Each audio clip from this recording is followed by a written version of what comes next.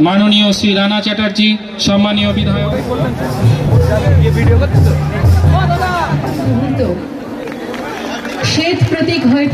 हावड़ा जिले के 36वें book fair का उद्घाटन बुधवार को बाली पौरसभा ग्राउंड में किया गया। बेलूर मठ से लेकर बाली पौरसभा ग्राउंड तक शोभा यात्रा कर इस मेले का शुभारंभ किया गया।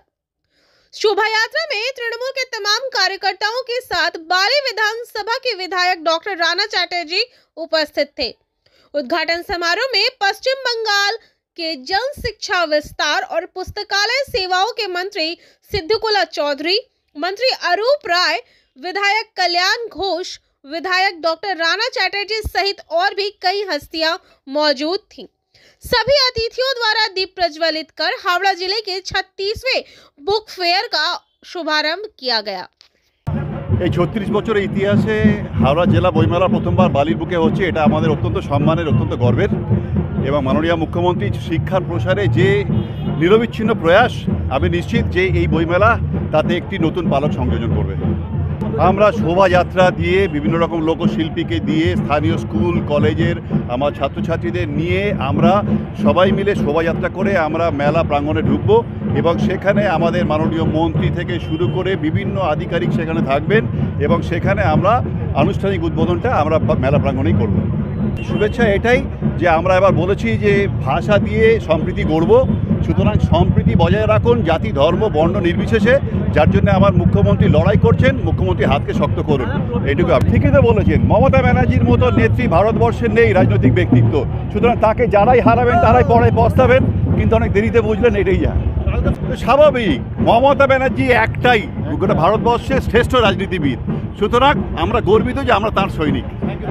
এখন আমরা যেটা সব জায়গায় সব ক্ষেত্রে বলছি, সিদ্দিকুল্লাহ সাহেব আছেন, উনি বলছেন, ওনার কথা বিস্তারিত আপনারা শুনেছেন যে বইটা আমাদের ছেলেদের বাচ্চাদের বইয়ের প্রতি আকর্ষণটা বাড়ানো দরকার। এটা একমাত্র অভিভাবকরাই পারে, অভিভাবকদেরই করতে হবে।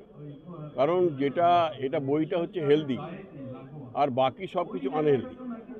তো সুতরাং বই ছাড়া কোনো উপায় নেই। বই আমাদের বন্ধু, এটা ঠিকই বলেছেন যে বই আমাদের বন্ধু। বই না থাকলে, বই না পড়লে জীবন সম্পূর্ণ হয় না। এটা আমাদের জন্য একটা দুঃখের বিষয়। এত প্রাচীনতম শহরে 76 বছর পরে বইমেলা হলো, আগে হলে আরও ভালো হতো। তো এই কারণে বালির এই বইমেলা, বিশেষভাবে আমার এই বন্ধু ডাক্তার খুব উজ্জ্বল চরিত্রের মানুষ, মুখ খুব মিষ্টি, হ্যাঁ, এবং চেষ্টা করেছেন, আমি সাধুবাদ জানাচ্ছি। বালির ঐতিহ্য বই ধরে রাখা, বই থেকেই তারা বড় হয়েছে, বড় বড় মনীষীদের পেয়েছেন। বইমেলা সার্থক হোক, বইমেলা সফল হোক, এবং সকলকে বলবো বই বাদ দিয়ে বাঙালিরা বাঁচতে পারে না। জল যেমন, মাছ যেমন জল বাদ দিয়ে বাঁচে না, বাঙালিরা বই বাদ দিয়ে বাঁচবে না। হচ্ছে জেলা ছাড়াও গতবার 6টি মহকুমায় হয়েছিল, এবারও 5-6টিতে হবে। ভালো, সত্য কথাই তো, এটা ধুলো হবে না, সুন্দর শীতল হাওয়া পাবো। শীত কমে গেছে, এই দিকটা খুলে রাখলে আরও ভালো হতো, সরাসরি গঙ্গা দেখা যেত। হ্যাঁ, সেই হিসাবে আপনারা তুলে ধরবেন, কারণ আমি জানি যে বড় বড় খবর হয়, এটা গঠনমূলক খবর, বাংলার 11 কোটি মানুষের খবর। আমি বলবো জঙ্গিরা কি আকাশ থেকে আসে? আমাদের পদাতিক বাহিনী আছে, স্থল বাহিনী আছে, আকাশ বাহিনী আছে, ঢুকে কোন দিক দিয়ে? এই প্রশ্ন আমি করছি, উত্তর দিতে পারবে কি কেন্দ্র সরকার?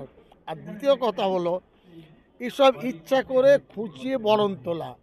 ওই গুজরাটে জঙ্গি নেই, ইউপিতে তার থেকে বেশি জঙ্গি, যারা মানুষকে দাঁড়িয়ে দাঁড়িয়ে গুলি করছে, তারা তো বড় জঙ্গি। এখানে ওই রকম জঙ্গি আছে, যদি কেউ খুঁজে পান ধরেন না কেন? বলছে ওই জায়গায় জঙ্গি, ওই জায়গায় জঙ্গি, তো ধরুন।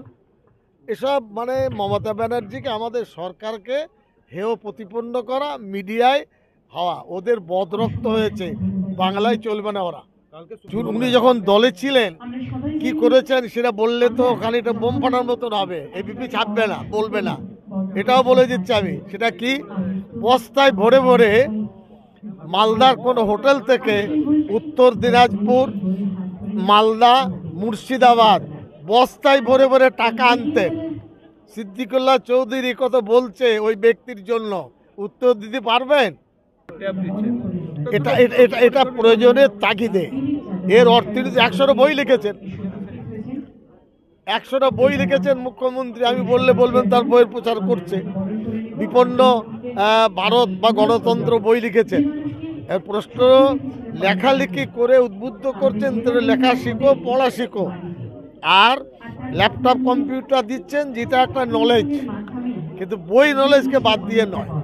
আমি বলি, একজন বিচারপতি যখন বিচার করেন, তার বিচার ব্যবস্থার যে ধারাগুলো সব লিখতে হয়, তারপরে কম্পিউটারাইজ হয়, তারপরে সই করতে হয় কাগজে। এটা পরিবর্তন ঘটবে।